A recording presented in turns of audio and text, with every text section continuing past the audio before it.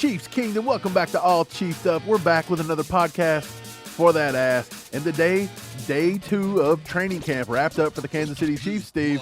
And it looks like yesterday, Rashee Rice was vomiting. He had a rough day. Today, he was the star of camp. Adam Teicher reports Chiefs are winding down today's practice. A better day for Rashee Rice, who made a number of catches in a 7-on-7 passing drill. No puke this time, Steve. No puke. That's a good thing. And before we get to Rashee Rice, if you haven't subbed yet, make sure to hit that subscribe button. We're trying to get to 20,000 subscribers before the end of the season, and 95% of our viewers are not subbed. Do your boys a favor, hit that sub button, hit the like button to get this out to more Chiefs fans.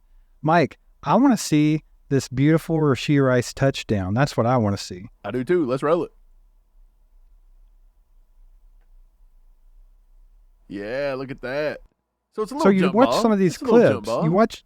Yeah, that's what I was getting ready to say. You watch some of these clips, man, you realize that Rashee Rice is a jump ball player. He likes to make the contested catch, and we noticed that from his college tape as well. He almost relied on it to a fault in college. Yeah. And we've talked about how he's coming to the NFL now. It's a big learning curve. It's a different ability level as far as athletes go, so maybe he can't rely on that as much. But this does bring this question up. Do you think Rashee Rice is the best high-point receiver that Patrick Mahomes has had as a Chief? Do you think that's a thing? Yeah, I think so. Who would be in the conversation? It's not Tyreek Hill. It's not Tyreek Hill. Right. DeMarcus Robinson? It's not DeMarcus Robinson. I think you probably have to look at maybe MVS. It's not MVS. He's not very good at contesting catches at the top, so he's got to get stronger with that. I think he'll do that this year. But I'm with you. I think Rashee Rice might finally be that guy. That's kind of why we wanted D-Hop in here. We thought D-Hop could be that guy, just bail him out of some situations. But Rashee Rice could be that. He showed that today. Again, that was with this. I think it was with Shane Buechele who threw that ball up to him. They got the SMU connection. He beat Reese Taylor, who's a UDFA out of Purdue. Reese Taylor's a good corner, but he's not going to be like pro caliber corner right there. So we'll see. They're not hitting. They're not doing anything, but it was nice to see. Even Matt Derrick come out today and said they wrapped up, day 2. And Rashee Rice was the offensive star of the day with a couple of outstanding catches using his size, Steve. So I think it's nice to see that maybe Rashee Rice is going to have enough size that Mahomes is maybe going to get something similar to that X receiver we've been wanting. Yeah, I think so, and I think it's obvious that Brett Veach and Andy Reid are leaning that direction. They pursued D-Hop for months. They were still in contact with him when he signed with the Tennessee Titans, and then they drafted Rashee Rice, who is known for wanting to play jump ball and grabbing those contested catches. So I think they see something to that, just like we as fans do, that Patrick Mahomes could maybe go to the next level if he has a guy he can just chuck up 50-50 balls to and they can come down with it. Right. Well, we also seen Rashee Rice do a little bit of other wide receiver work out there working on his routes. We also seen the UDFA out of Indiana, Ty Freifogel. I'll roll that footage really quick. You can see Rashee. He's working with the little ladder. He makes a nice little catch. And then Freifogel, look, he's got some pretty good feet for a guy his size, man. I'm kind of intrigued by Freifogel. Freifogel's very intriguing. I remember when they signed him, I kind of went back and looked him up a little bit, and he's a pretty good wide receiver. And he's kind of left out of the conversation all the time because the biggest offseason conversation has been, what is this wide receiver room going to look like when they narrow it down to 53 men? Yeah. And he's never off of anybody's tongue, ever. You might hear Nico Remigio, but you never hear Ty Freifogel. And I think it's maybe a disservice to him because I do think he's a decent receiver, and we'll see if he can do enough in camp to get in that conversation. Right. I just think the Rice TD grab today, probably highlight of the day. I think Mahomes got picked off today by Mike Edwards. So we talked about it earlier. We did a little a camp day 2 live, we went on, and we said that they're probably going to bury that footage. I don't think they want that to get out. They don't want to see Mahomes getting that pick, baby. I've yet to see it, so maybe they did bury that. Right. But after practice today, they all went to the podium. We seen Mike Edwards at the podium. We see Chamari Connor. We seen Isaiah Pacheco. We'll start it off with Mike Edwards. Mike Edwards, Harold R. Kuntz tweets out that Mike Edwards says he feels like a rookie again, learning a new playbook, but he's happy to be in KC. They asked him about Chamari Connor. He said, according to Charles Goldman, Edwards says that Chamari Connor reminds him a bit of himself as a rookie. He's got some things you can't teach as far as instincts. He can play dime, safety. He can play all over. They asked him about Brian Cook. He also says Cook does not look like a player who was a rookie last year. He's making all the calls back there. So, again, we brought in Mike Edwards as a free agent. We liked the signing. We followed him all the way back in Kentucky. He's saying nice words about Jamari Connor, nice things about Brian Cook, who we presume is going to be the starter alongside Justin Reed. What do you think about this, man? It's good to see Mike Edwards actually out there and back because he was recovering from, I think it was a hamstring injury over the OTAs, and so he was allowed to come in and get in here a little early. Right. Well, I think the acquisition of Mike Edwards was a really good one in the offseason. We needed somebody to help fill up that safety room, and now you got a guy that has some experience, and he's coming from a Todd Bowles defense, which is pretty complex defense in its own right. So learning Spagnuolo's defense might not be as challenging for him as it is for some. It's still going to take him some time. But if you look around the league, there's been a lot of safeties talk about how Mike Edwards is a very underrated safety in the NFL, that he's one of the best ball hawks they've ever seen. And I think that's definitely an asset that we can use back there in the secondary. But my favorite part of this whole thing, I do like that he talked up Jamari Connor because we think that he might be trying to take over that L'Jarius Sneed role. But I really like what he had to say about Brian Cook. Brian Cook, we all thought he had kind of a lackluster rookie season. We weren't too impressed with him, but I think he did okay when he had his opportunities. And I think that now that we know that he's out there kind of calling the shots and being kind of a leader out there, he feels comfortable in Spag's defense already. And that says a lot, and I'm pretty confident in him being a starter. Right. So a lot of Bucs fans said Mike Edwards, he had a down year last year. Good luck with that. He's a ball hawk. He's somebody that Brett Veach is going to go get. He was the L'Jarius Sneed. Right. He's the Nick Jones style. You know what I'm saying? Like, he's the guy going to go get the ball. Well, what Juan Thornhill was when he first came into the league. Yeah. That's what they drafted Thornhill to be. I think that's what they seen in Jamari Connor, to be honest. I think it's why they took him. He said it himself. He sees himself in Jamari Connor. I like what he said about Connor. I think these rookies, a lot of people didn't like the fact that they traded up for Connor there. They thought that was a little bit of a reach. We seen it again with B.J. Thompson. We'll talk about him in a minute. But a lot of people are saying, hey, Jamari Connor might not pan out to be what we think he is. It sounds like to me Jamari Connor has his head on right, and he's doing whatever. He was actually at the presser today. Kuntz actually says that Jamari Connor says there's some similarities between camp at Virginia Tech and with the Chiefs. And it's kind of funny because Andy Reid's known to run a hell of a camp. And he's comparing it to Virginia Tech's camp, which they do run them harder in high school, college than they will in the NFL. They take it easy on the NFL guys. Charles Goldman said that Jamari Connor says he's comfortable lining up at different spots on the field. It's something I like doing and I feel comfortable doing. And then Connor went on to say that he wants to get those pads on very soon. He says, I'm definitely looking forward to it. It's football. It's what we do. We put the pads on and we hit guys. I'm definitely looking forward to it. Steve, we seen Wanye talk yesterday in his presser about how he liked to hit people. Now Connor's coming out and he's like, I want the pads on. I want to hit people. It's great to see these young guys wanting to come in and have just a fire to get out there and just lay somebody out. Absolutely, man. And we talked about this last year after the draft. It seems that they want to get more aggressive guys in here. I mean, you got people like Trey Smith and Darian Kennard on the offensive line. Those are guys that are known to be finishers, man. Yes. They play and they're brutal. They have no chill. They will finish a play. And then you got guys on defense that they drafted like Leo Chanel and Brian Cook, who are known to be heavy hitters, and they're very vocal about it as well. I do like that they're going to more of these guys that are more aggressive, because that tends to make me think that this team is going to be more aggressive and more cutthroat than they have been in past years. And that could go a long way with a young team, and they're in the middle of a dynasty. These guys need to keep winning, and they need to stay young to keep winning and hit on some of these draft picks. And I think they're getting the right kind of guys in here to make sure that happens. Yeah, like I cannot wait to see how this group plays out. We have so many good young guys that we have drafted. Brett Veach has done such a good job, especially in the defensive back room. He's done a great job of that. That's another reason we kind of say Sneed, if he needs to get paid, that is an area that we can kind of look to. We don't really have to pay Sneed. Like, we're not handcuffed to pay Sneed so much money. Like, I think you're fine there. Well, I think that Jamari Connor is the writing on the wall for L'Jarius Sneed. It reminds me of the Brian Cook pick last year in the draft. As soon as they picked Brian Cook, we kind of questioned it at first. We're like, why are they taking the safety here? And then you're like, oh, because Juan Thornhill's not going to be here. That's kind of the same thing that happened with Jamari Connor when they took him as early as they did and they traded up to get him. We were like, well, okay, that's a little questionable. But what does that mean? What does that mean? They got a guy that can play that L'Jarius Sneed role, and he's on his contract year, and we're probably not going to be able to pay him the money that he's earned. Right, so sticking on defense, we know it's rookies. We had Coburn and B.J. Thompson out there today. They were actually running through some drills, man. You can see Coburn here going through, beating those bags. You see B.J. Thompson coming out. He's got the good footwork. He's swim moving. He's dipping. He's ripping. They look good, man. B.J. Thompson is a guy that we thought was going to be a little bit undersized, but Cullen and them wanted him. They fought for him. Coburn, I said from the beginning, I think Coburn's going to be a pleasant surprise. I don't think he'll run Noddy out of town this year. I think Noddy's firmly on the roster this year, but I do think he's got a little bit of juice. He's not just a run stuffer. He's a big guy, but he can get after the quarterback. I think he's very effective in stunts.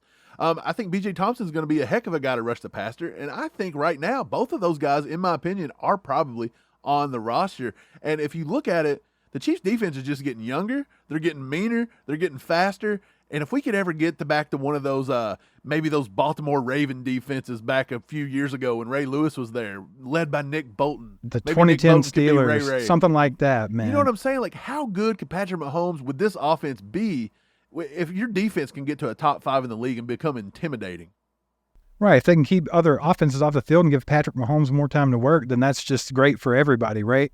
But I'm really excited about what they're doing with the defense because much like the offense with Rashee Rice, on the defense, they went and got some edge rushers that aren't who you normally think they would take. Not the prototypical Spags guys. You got B.J. Thompson, like you said. Some people think he's a little undersized, but he looks pretty big to me. And the guy's super athletic. He's super fast. He's very bendy. Felix falls into that category as well. They're not the typical Spags defensive end. So it looks like they are trying to get some different aspects into this defense and offense and take this team to the next level. Yeah, I think we talked about it yesterday. B.J. Thompson don't look as small as everybody said he did.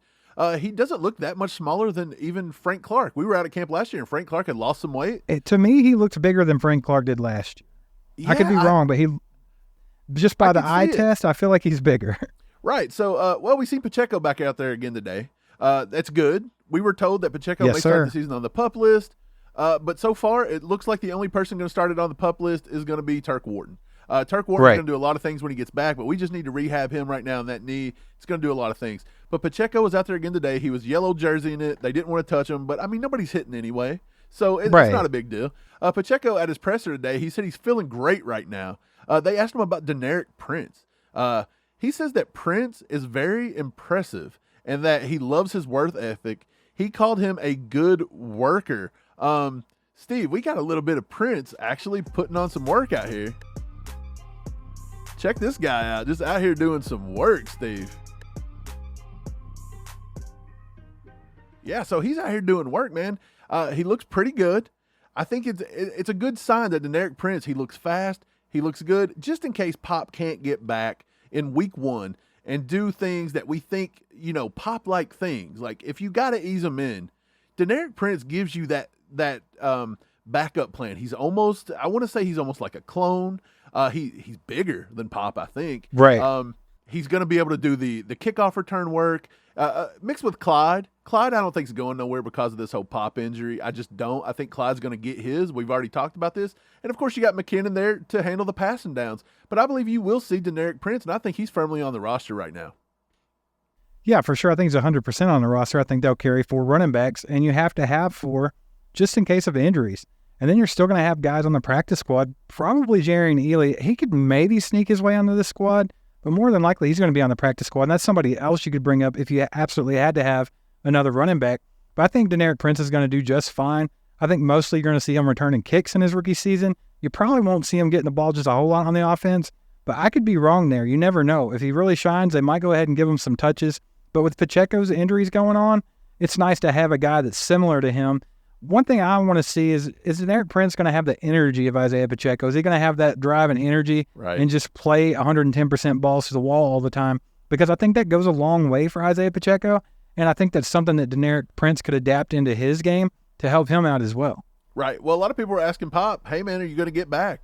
Pacheco, you going to be back for week 1? This is what he says. He says, I'll absolutely be ready to play week 1. He goes on to say that his goal in year 2 is to run for 1,000 yards. He adds he'll be 100% for the season, and he wants to work on details and notes and being ready. So it sounds like Pop thinks he's going to be back. Pacheco thinks he's going to be very effective. He's shooting for 1,000 yards.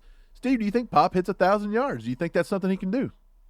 Absolutely. If he gets the playing time, if he doesn't have any injuries or anything like that, I think there's no doubt that he can break the 1,000-yard mark. He almost did it last year, and he didn't even play but maybe 22 carries in the first 6 weeks of the season, and he had 800 and some yards. So 1,000, that's light work for Pacheco if he can stay in there and get his workload in. But, I mean, Pacheco wasn't competing for snaps against Clyde last year either. So we have to remember that. So you're going to see a lot more Clyde in here. You know Andy's going to use him if he's available. Clyde will probably have a pretty good year if he can stay on the field. He's in his contract year. He's got to impress some people so he can get paid in his second contract. It's time for him to make some money. And whether it's for the Chiefs or not, he's got to go out there and ball out so somebody will want him. And I think that all this together is going to push everyone else in the running back room as well. I think that room's pretty set, man. 100%. Lance Twidwell from The Spoken, he wrote that on only 170 rushes in his rookie season and only 11 starts, Pacheco put up 830 rushing yards. If Pacheco starts 12-plus games in 2023, he will clear the 1,000 rushing yards with relative ease. We actually wrote back to that and said Pop averaged 4.88 yards per carry. If he gets to 1,000 rushing yards, he would have got there with just 35, I almost said 34, 35 more carries. That's only like 2 to 3 games. So Pacheco's definitely capable of getting to 1,000 yards rushing.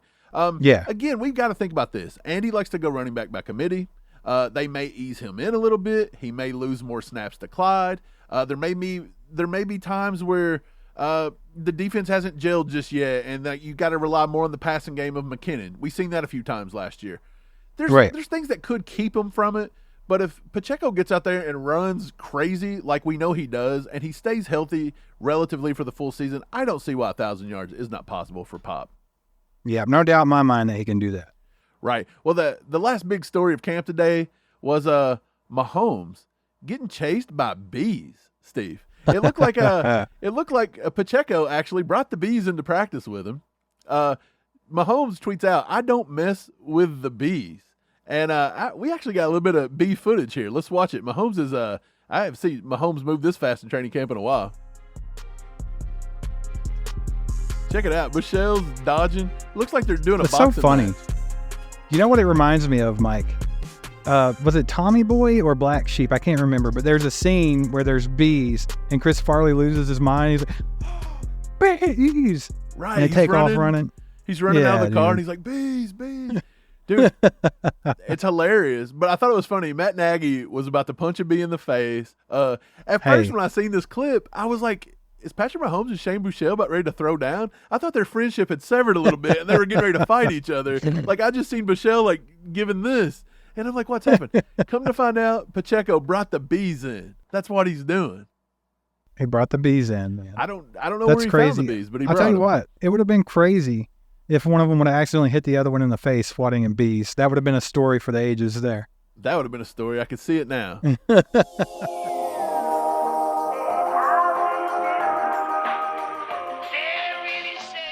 That time's yours. Time's yours, Chiefs Kingdom. We're going to look at some comments that you guys left on our last video.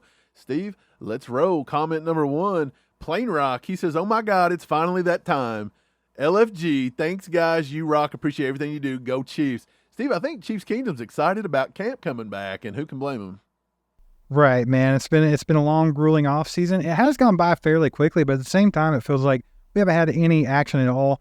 It's not been like the craziest free agency for the Chiefs this year. Right. A lot of it got done super early. The biggest signing was Jawan Taylor, and that happened before free agency even started. Right. So I think it's just been a long gap in between news for the Chiefs and Chiefs Kingdom. So they're ready to see anything, and I think camp's got everyone excited. Yeah, Brett Veach coming hot this year. Unlike years past, usually we're sitting there nitpicking at the very end. This year he comes in hot. Right. He had a plan. The only thing we kind of nitpicked after the draft was Donovan Smith, and then everybody, got their hopes up with D-Hop. We seen that didn't play out. Comment number 2, Float Pool says, I've vomited rice once. Never made it on national news, but it was a rough day, I must admit. That's disgusting. I don't know. Did Rice vomit rice? I would assume he didn't eat rice. No, I think they were just making a play on words there, Mike. I highly doubt he ate rice for breakfast, but there's probably some eggs and stuff out there on the field. That's disgusting. Probably just a lot of Gatorade. Let's move it along. Michael J. Willis says, "Love the camp coverage, all in one spot. Excellent commentary and thoughts. We'll be watching every day. We appreciate you." We're going to try to do camp coverage every single day, whether it be a video, whether it be a live, whether it be both. Just keep a lookout, hit that sub button, and click that bell so you know when we're going live. Moving along, Jermaine Jones, he says, I'm also thinking that Prince will make the Chiefs 53 roster for sure. We're right there with you, Jermaine. And hopefully they'll ease Pop back into the lineup slowly. I'm putting Pop over the 1K this season. Okay, sweet. He wrote this before Pop actually said that today, so cool. I also believe that the Chiefs will end up keeping Clyde. Yes, because of Pop healing with his injuries, we're still going to repeat this season. Go Chiefs. Steve, Jermaine's spot on with about everything he said right there, baby. Yeah, absolutely, man. And I'm really not worried about Pacheco even not playing early. I feel like he's the type of guy that he's going to do everything he can to recover and be ready to go for week 1. Yep. And I'm not worried about it. I think it's going to be a good season for the running back. Yeah, I do too. I think it's going to be great. Good comment, Jermaine. Trav says, Nico for the 7th wide receiver. If you watched anything yesterday we did, Nico had himself a day. Nico's had himself an entire UDFA process because he looked good in the rookie offseason programs. He looks awesome. We said it yesterday. Maybe Nico is pushing his way to that number 7 spot if we take a 7. But I think it's a long uphill battle, to be honest. It really is. Yeah, it is. But Nico's doing everything that he has to do to maybe get that extra spot, man. And I think Nico's a very exciting player. He's very electric. If you watch his tape, he's a playmaker. He might not be the most athletic guy in the world, but you could fool me if I just watch his tape. I would never guess. Right. Because this guy's electric. He makes plays, and that's the type of people that Andy Reid likes to have on his team. So I wouldn't be surprised. Nico definitely could be a dark horse to make this team as a wide receiver, but he's definitely going to be there on the practice squad. Let's just hope somebody else doesn't get after him. Yeah, I think if Nico goes to the practice squad, I don't know if he clears. Right, I don't know if he'll clear the waivers. We've said that about Justin Ross too, man. We've got some dogs on here. I don't know if Isaiah Moore, I don't know if Cam Jones would clear. We've got a lot of good guys. Even Nick Jones. Does Nick Jones clear? Dude, it's such a good problem to have that we are so deep. But I tell you what, it makes cutting and picking who the 53 is, it makes it a little tough because we become emotionally attached to some of these guys. And Nico Remigio is just a good story. He's a good guy. It's a good story. I'd love to see him on the team, but it's an uphill battle. It really is. It's such a good team. Moving along. Comment from Sean Shanahan. Hopefully, no kin to Kyle Shanahan and Shanarat, the Pops that played at Denver. If it is, I don't know. It's okay. He says, thanks, guys. Our new Chiefs channel. I told my sons to check your show. They are all in. Chiefs. Sean, we appreciate that. Yeah, let's freaking go, Sean. We appreciate that. Hope you guys are enjoying it. And yeah, everybody else should get on board as well. Hit that subscribe button and hit that bell notification so you can come hang out with us when we go live and stuff like that. We love interacting with you guys, and we appreciate the good feedback. Right. You can also become a member of the ACU crew. It starts at $4.99, join.allchiefedup.com. You can do that. We give away a lot of stuff. It's fun to come be a member of the crew. Steve, we have one more comment to go. It's from Kyle. Kyle says, that opening music is awful. But Kyle. I asked Kyle. Here's what I asked Kyle. I said, Kyle, what do you want to hear, Kyle? And Kyle told us, Steve. He said, you know what? You guys look like you'd listen to some rock or some metal. He said, I want to hear some Slayer.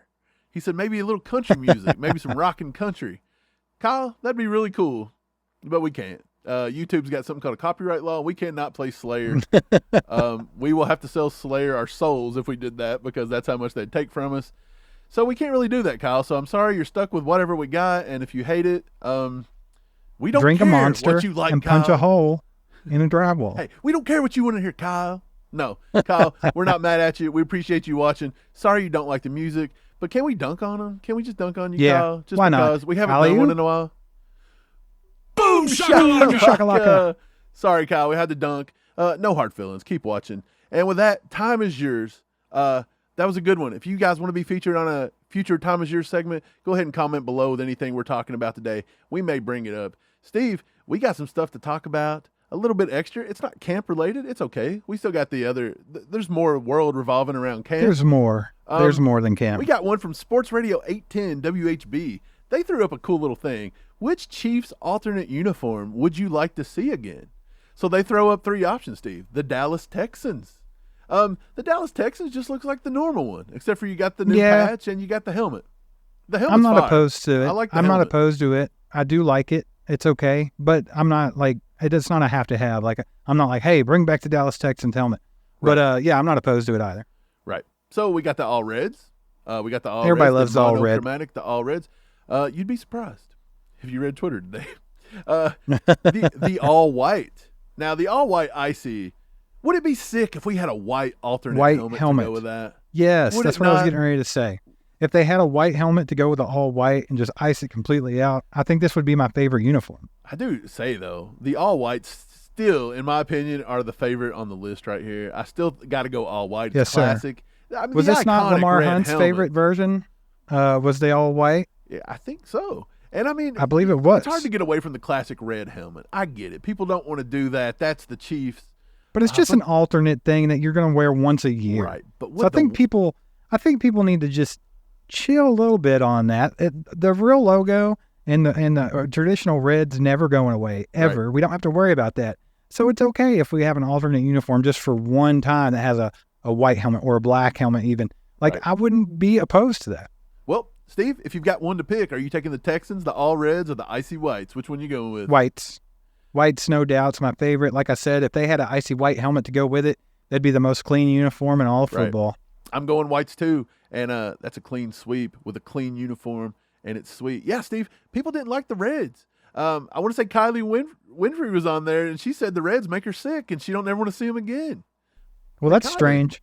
Hey, I don't know. I do like the all red, I'm going to give you an L for that one. That's a rare L. I do think that the reds are pretty nice. I mean, what's so bad about them? Just the red pants?